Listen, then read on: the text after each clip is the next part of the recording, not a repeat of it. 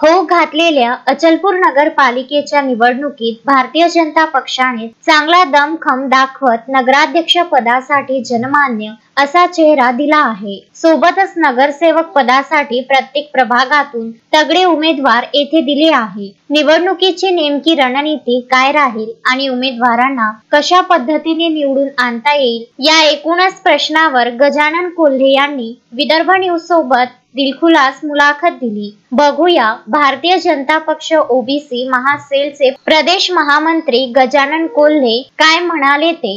निवडणुकीची रणधुमाळी चालू झाली आहे. संपूर्ण राज्यात नगरपालिकेच्या निवडणुका होत आहे. विशेष म्हणजे अमरावती जिल्ह्यात अचलपूर नगरपालिका सर्वात मोठी आहे, अवर्गीय नगरपालिका आहे आणि राजकीय दृष्ट्या सुद्धा तेवढी संवेदनशील म्हणावी की आणखी काय आहे. त्या अचलपूर नगरपालिकेचा एक वेगळा इतिहास आहे, ऐतिहासिक असं शहर आहे आणि या ऐतिहासिक शहरावर कब्जा करण्यासाठी, कब्जा नव्हे तर इथं आपली सत्ता असावी, लोकांच्या हितार्थ, लोकांच्या मदतीसाठी आपण धावून जावं या पद्धतीची मानसिकता ठेवून विविध राजकीय पक्ष इथं निवडणुकीमध्ये मैदानात आहेत. याच शृंखलेमध्ये आपल्याला माहिती आहे केंद्रात सुद्धा भाजपाची सत्ता आणि राज्यात सुद्धा भाजपाची सत्ता असं असताना अचलपूर नगरपालिकेवर सुद्धा इथे आमदार सुद्धा भाजपाचा झालाय. अचलपूर नगरपालिकेवर सुद्धा आपला पक्षाचा झेंडा फडकावा या पद्धतीची मानसिकता घेऊन भारतीय जनता पक्ष इथं मैदानात आहे आणि या संपूर्ण व्यवस्थेची आणि राजकारणाची जी संपूर्ण पक्षाची धुरा सांभाळत आहेत इथं दिग्गज नेते म्हणून ओळखले जातात गजूभाऊ कोल्हे. अगदी प्रामाणिक आणि निष्ठा पक्षाविषयीचं कुठला स्वार्थ न ठेवता ते अगदी सज्ज असतात. माझ्यासोबत असते आहे गजानन भाऊ कोल्हे. जिल्ह्याचं मोठं पदसुद्धा त्यांच्याकडे आहे, पण पद महत्त्वाचं नाही, लोक महत्त्वाचे आहेत, माझ्यासाठी पक्ष महत्त्वाचा आहे अशी त्याची नेहमीच धारणा असते. माझ्यासोबत गजूभाऊ आहे. गजूभाऊ काय सांगाल एकंदरीत आपण उमेदवार दिलात आणि कसं आहे? अचलपूर नगर परिषदेच्या नगराध्यक्ष आणि प्रभागातील उमेदवार यांची जी 2 डिसेंबरला निवडणूक होऊ घातलेली आहे. भारतीय जनता पक्षाने अध्यक्षपदाकरिता सौ रुपाली अभय माटणे, भारतीय जनता पक्षाचा कार्यकर्ता पदाधिकारी अभय माटणे, सर्वांना परिचित, एक चांगलं नाव, सर्वसामान्य कुटुंबातलं, सर्वसामान्यांना जवळचा वाटणारा, आपलासा वाटणारा, हवावासा वाटणारा आणि प्रचंड जनसंपर्क असलेल्या कार्यकर्त्याच्या घरच्या लोकांना आपण दिली आहे. सोबतच दिली आहे म्हणजे त्याचं कर्तृत्व पाहून दिली असं नाही. सौ रुपालीसुद्धा बचत गटाच्या माध्यमातून महिलांच्या समस्या संदर्भामध्ये त्यांचं मोठं काम त्यांनी या परिसरामध्ये उभं केलेलं आहे. त्यामुळे महिलांमध्ये सुद्धा त्या अत्यंत लोकप्रिय अशा आहेत आणि म्हणून भारतीय जनता पक्षाने या ठिकाणी भारतीय जनता पक्षाची सत्ता या ठिकाणी यावी. केंद्रात नरेंद्र मोदीजींचं आहे, राज्यामध्ये देवेंद्र फडणवीसांचं आहे व या शहरामध्ये नगरपालिकेला या सर्व योजनांचा विकासाचा फायदा व्हावा म्हणून भारतीय जनता पक्षाने आपली कमर कसलेली आहे आणि म्हणून एक चांगला अत्यंत उत्तम शिक्षित उमेदवार आपण या ठिकाणी दिला. या महत्त्वाचं म्हणजे आमदार इथे विधानसभेमध्ये सुद्धा आमदार आपण निवडून पाठवला आणि हे सर्व असताना इथे काय विकासाचं विजन तुमचं राहील आणि कुठलं धोरण आणि नीती घेऊन तुम्ही इथं उतरताय? या अचलपूर नगरपालिकेवर तुम्ही जर मागचा इतिहास बघितला तर भारतीय जनता पक्षाचं सतत प्रतिनिधित्व या नगरपालिकेमध्ये राहिलं आहे. मागच्या जे टर्म झाली त्याच्यामध्ये शशिकांतजी जयस्वाल हे 30 मतं घेऊन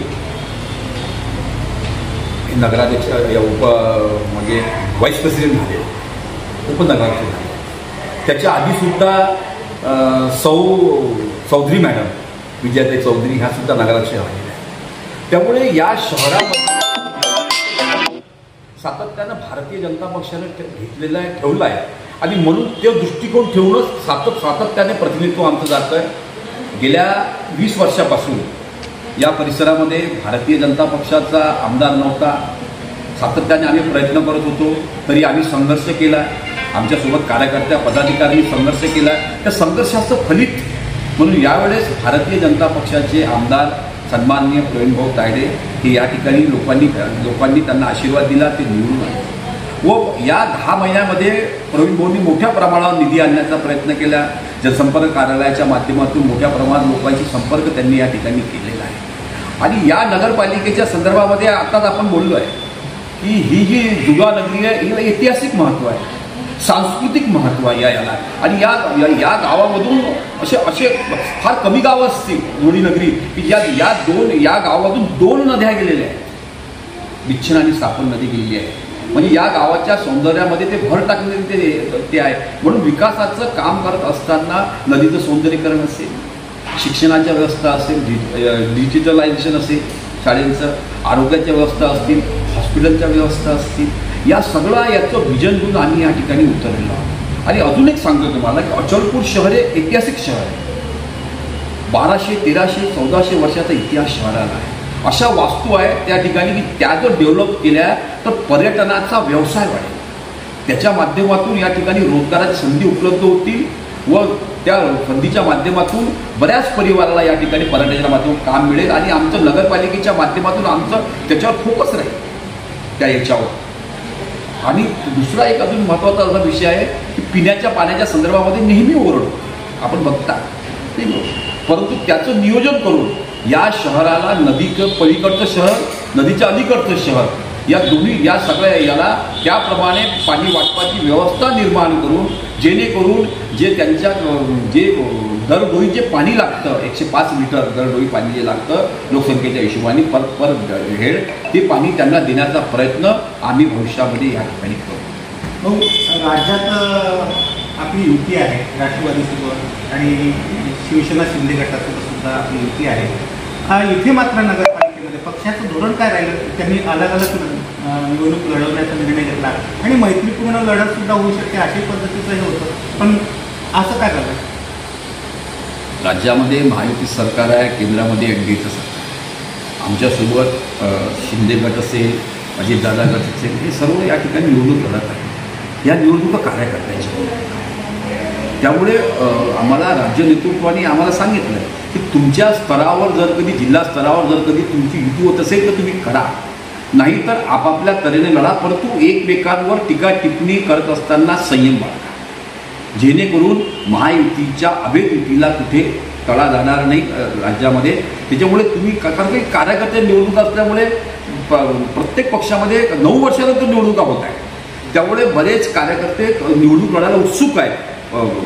शिवसेनेचे असतील, शिंदे गटाचे साहेबांचे असतील, अजितदादा गटांचे असतील, भारतीय जनता पक्षाचे असतील, हे बरेच लोक उत्सुक आहे लढायला. किंवा युवा स्वाभिमानचे आमचे आपले रवीजी राणा यांचे युवा स्वाभिमानचे कार्यकर्ते असतील, ते प्रत्येक म्हणून त्यांनी सांगितलं की तुम्ही मुक्त वातावरणामध्ये तुम्ही निवडणुका लढा आणि खेळाडू पद्धतीने खेळाडू वृत्तीने तुम्ही निवडणुका लढा आणि निवडून या असे आम्हाला सांगितलं. भाऊ, आपणही एक म्हणजे प्रतिनिधित्व केलं आहे तिथलं नगरपालिकेतलं आणि नगराध्यक्षासाठी आपण सुद्धा एकेकाळी उभे होता. फार अल्पमतानं आपला पराभव झाला, पण यावेळी तुम्हाला असं वाटलं नाही, थोडासा स्वार्थ तुमच्या मनामध्ये जागृत झाला नाही? असं वाटलं नाही का तुम्हाला मला उमेदवारी भेटली पाहिजे, मी कशाला दुसऱ्याची उमेदवारीसाठी प्रयत्न करू? 2001 जी सरळ निवडणूक झाली त्यामध्ये भारतीय जनता पक्षाने आदरणीय जगदीशभाऊ गुप्ता असेल, आमचे तुषारजी भारती असतील, आदरणीय गोपीनाथराव मुंडे साहेब प्रदेशाचे नेते यांनी माझ्यावर विश्वास टाकून मला उभं केलं. पण त्यावेळी अल्पशा मताने 46 मतांनी माझा पराभव झाला. पण पराभव झाल्यामुळे आम्ही घरात नाही बसलो. भारतीय जनता पक्षाचे कार्यकर्ते आहेत. संघर्ष आमच्या पिढीला पुजलेला आहे, 5वीला पुजलेला आहे. संघर्ष करण्याला आम्ही कुठेही मागे हटत नाही आणि आमच्या मनात स्वार्थ नाही. निवडणूक लागली, निवडणूक लागल्याबरोबर समीकरण असतं. शेवटी नेत्यांना, वरच्या लोकांना समीकरण करावं लागतं आणि भारतीय जनता पक्षाचा कार्यकर्ता असल्यामुळे वरचा जो आदेश असेल त्या आदेशाला आज काली आम्ही मांडला, आजही मांडला आणि उद्या आम्ही सुद्धा मांडू. त्यामुळे इथली भौगोलिक परिस्थिती, सामाजिक परिस्थिती, या ठिकाणी वर्तमानमध्ये असलेलं या शहरातली जी मानसिकता आहे, लोकांची वगैरे मानसिकता आणि सगळं हे बघता मी मागणीसुद्धा केली नाही. मी त्यांना शब्द दिला की ज्यालासुद्धा तुम्ही उमेदवारी द्याल, शेवटी आम्ही भारतीय जनता पक्षाचे कार्यकर्ते आहोत, ज्यालासुद्धा तुम्ही उमेदवारी द्याल त्याला निवडून आणण्याचा 100% प्रयत्न त्याच्या मागे उभे राहून आम्ही करू. त्यामुळे माझ्या मनामध्ये किंचितसुद्धा पदासंदर्भामध्ये असेल किंवा लोकप्रतिनिधी संदर्भामध्ये माझ्या मनात असेल किंचितसुद्धा स्वार्थ माझ्या मनाला शिवत. उमेदवारीसाठी संघर्ष खूप झाला आहे, विशेषतः नगराध्यक्ष पदाच्या उमेदवारीसाठी. याला मिळते की त्याला मिळते अशा पद्धतीचा संभ्रम सुद्धा लोकांमध्ये होता, एक उत्सुकता होती उमेदवारी कोणाला मिळेल. आणि आम्हाला असं दिसतं आहे, आमच्या पुत्रांकडून कळतं आहे किंवा या नगराध्यक्षाच्या उमेदवारीसाठी गजूभाऊ कोल्हे खास उमेदवारासाठी त्यांनी अधिक मेहनत घेतली. तर तोच उमेदवार तुम्हाला कशावर का आवडला आहे? नाही, काय झालं की ज्यावेळेस सर्वे झाला आणि आमचे प्रदेशाचे नेते असतील, देवेंद्रजी असतील, आमचे प्रदेशाध्यक्ष रणजी चव्हाण असतील, आमचे सन्माननीय निवडणूक प्रमुख कोटेसाहेब असतील, सन्माननीय आमचे आमदार रंगो ताडे असतील, या सगळ्यांनी निर्णय घेतला. निर्णय करून सर्वानुमते नाव कुंदनी आदिवासींचं सुद्धा होतं, म्हणजे दीपाली त्यांच्या मिसेसचं सुद्धा नाव होतं. शशिकांतजी जयस्वाल यांच्या घरचे मागं उपाध्यक्ष आले होते, ते सुद्धा लोकप्रिय आहे धुळ्यानगरीमध्ये, त्यांचंसुद्धा नाव होतं. परंतु जो सर्वे झाला, जो त्या ठिकाणी बसून निर्णय झाला, शशीभैयांना सुद्धा विश्वासात घेण्यात आलं, शशीभैयांनी सुद्धा त्याला सहमती दर्शवली आणि असं करून सर्वानुमते संघटनेचा सर्वानुमते निर्णय होऊन सर्व जिल्ह्यातले आमदार कोर कमिटी सर्वानुमते निर्णय होऊन, कारण की काय झालं, मागच्या वेळेस जी रुपेजी ढेपे यांच्या घरच्या लोकांना तिकीट दिली होती त्यावेळेस अभयराव मातनींनी उमेदवारी दाखल केली होती. परंतु त्या काळामध्ये आमच्या नेत्यांनी शब्द दिला होता की पुढच्या वेळेस प्राधान्याने तुमचा आम्ही विचार करू म्हणजे यावेळेस ते सर्वेमध्ये सुद्धा होते, म्हणजे असं नाही की विचार केला म्हणून दिला असं नाही, सर्वेमध्ये होते. गावचा सर्वे झाला, त्या सर्वेमध्ये सुद्धा त्यांचं नाव होतं. आणि असं करून सर्वानुमते संघटन असेल, आमदार असतील, जिल्ह्याचं नेतृत्व असेल, राज्यातलं नेतृत्व असेल, सर्वानुमते अभयजी मातने यांना पक्षाने तिकीट दिलं. सर्वात महत्त्वाचं म्हणजे जे नगरसेवकाचे उमेदवार आहेत त्यांच्या तिकीट वाटपामध्ये काहीतरी गडबड झाली आणि असंतोष थोडासा काहीतरी उपाय दिसतो आहे शहरामध्ये. या असंतोषाला तुम्ही कशा पद्धतीने समोर? काय झालं, मी पहिलेच सांगितलं की 9 वर्षानंतर निवडणुका होत आहेत. केंद्रात सरकार आहे, राज्यात सरकार आहेत आणि आत्ताच काल परवा बिहारमध्ये प्रचंड बहुमत आम्ही नरेंद्रजी मोदी यांच्या नेतृत्वाखाली आम्ही घेतलेलं आहे. त्यामुळे कार्यकर्त्यांमध्ये, पदाधिकाऱ्यांमध्ये निवडणूक लढण्याची उत्सुकता आहेच. म्हणून प्रभागामध्ये काय झालं की 2-2, 3-3, 4-4 सगळ्यात जास्त पहा, तुम्ही जर कधी सर्वे केला तर सगळ्यात जास्त तिकीट मागणाऱ्याची संख्या कोणाकडे असेल तर भारतीय जनता पक्ष. आणि म्हणून शेवटी तिकीट एक आहे, प्रभागामध्ये एक जण उभा राहील, प्रभाग असल्यामुळे दोघांचा प्रभाग असल्यामुळे दोघं उभे राहतील. पण त्या ठिकाणी प्रत्येक याच्यातून अ आणि ब गटातून 3-3, 4-4 लोकांनी उमेदवारी मागितली. त्यामुळे ते करत असताना थोडी सर्कस करावी लागते. काही ठिकाणी नाराजी येते, ती नाराजी भारतीय जनता पक्षाचा कार्यकर्ता तो नाराज राहतच नाही. तो एखाद्या वेळेस थोडंसं मला नाही भेटली बा, थोडंसं एका दिवशी करतो, दुसऱ्या दिवशी तो त्याला माहिती आहे माझी जबाबदारी आहे, संघटनेने त्याला दिला आहे ना. कारण की शेवटी आमचं काही नाही, आम्ही निवडणूक नाही, कमळ आमचं निश्चित नाही. व्यक्तिनिष्ठा हा भारतीय जनता पक्षामध्ये हा नाहीच आहे. आमची निष्ठा फक्त कमळाप्रती आहे. त्याच्यामुळे आम्ही जी नाराजी काही असेलही समजा तर ती नाराजी दिसत नाही आहे आम्हाला, पण ती काही असेल ती सुद्धा दूर करण्याचा प्रयत्न आमचं नेतृत्व करेल. म्हणजे जी बंडखोरी आता सध्या झालेली आहे, बहुतांश लोकांनी अपक्ष सुद्धा पाऊल टाकलेलं आहे, ते पक्षाचे आहेत, त्यांना तुम्ही थांबवाल? हो, काही ठिकाणी फॉर्म आहेत यात काही शंका नाही, परंतु अजून फॉर्म घेण्याची मुदत 1 दिवसाची आहे. आमचं नेतृत्व, जिल्ह्याचं नेतृत्व त्यांच्याशी संवाद करत आहे आणि आम्हाला त्यामध्ये यश येत आहे. काल आम्ही आमच्या धर्माताई ज्यांनी नगराध्यक्षाचा अपक्ष टाकला होता त्यांचा फॉर्म वापस घेतला. 2 ते 3 प्रभागामधले फॉर्म आमचे वापस झाले. राजेशजी सुंदेवाले आमचे पदाधिकारी कार्यकर्ते आहेत, त्यांनी सुद्धा अध्यक्ष म्हणून फॉर्म वापस घेतला. त्यामुळे सगळ्यांना आमच्या नागपूर विभागीय कार्यालयामधून, आमच्या जिल्ह्यातून सगळ्यांशी संपर्क होत आहे, संवाद करत आहे, त्यांची समजूत काढत आहे. आणि आम्हाला पूर्ण विश्वास आहे की उद्याच्या नंतर ज्यावेळेस आपला याचा वेळ संपेल फॉर्म वापस घ्यायचा, त्याच्यानंतर आमची बंडखोरी कुठेच दिसणार नाही असा आम्हाला विश्वास. धन्यवाद गजूभाऊ आमच्याशी बोलल्याबद्दल. तर हे होते गजूभाऊ. पंकज साबूसह ललित कांबळे, विदर्भ न्यूज, अचलपूर.